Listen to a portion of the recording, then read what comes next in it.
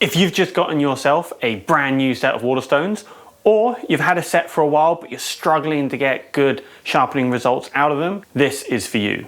Your Waterstones need looking after. If you don't do these things, your stones will need replacing sooner, your sharpening sessions won't be as effective, and you'd have wasted your money. Fortunately, these 5 care tips are really easy to do and will help you get a lifetime of fast and effective sharpening out of your Waterstones.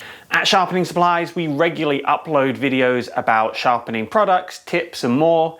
If that's of interest to you, then please consider subscribing. And if you find the following tips useful, please consider giving the video a thumbs up to help more people find these tips. On with the tips. Tip number 1, label the grit. It's really difficult to feel exactly what grit a stone is. Just take a permanent marker and scrawl on the side of the stone what grit it is. Even if your stone has it printed on there already, it can wear away. Just write the grit number on the side and you won't end up using the wrong stone. Tip number 2, store them dry. Sure, you have to wet your Waterstones in order to use them, but when it comes time to put them away, make sure they're dry. Some stones will break down if you leave them submerged in water for too long, and then making sure your stones are dry before you put them away in a box will help prevent mold, especially important if you're storing them in a cardboard box. Tip number 3, air dry only. Don't try and force your stones to dry too quickly because that can cause them to crack. Just let them air dry overnight if need be before you put them away. Tip number 4, flatten them regularly.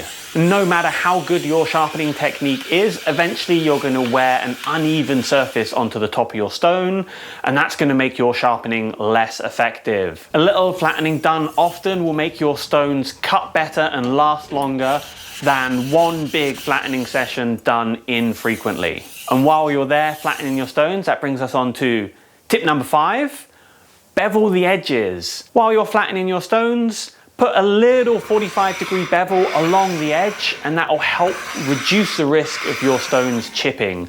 Just a small bevel is enough to reduce the risk of damage, but it's a handy tip to keep your stones in best condition. So those are our 5 tips to help you look after your Waterstones. If you've watched this and realized you don't have a way to keep your stones flat or to bevel the edges, then watch this video to help you find the perfect flattening solution for your sharpening setup.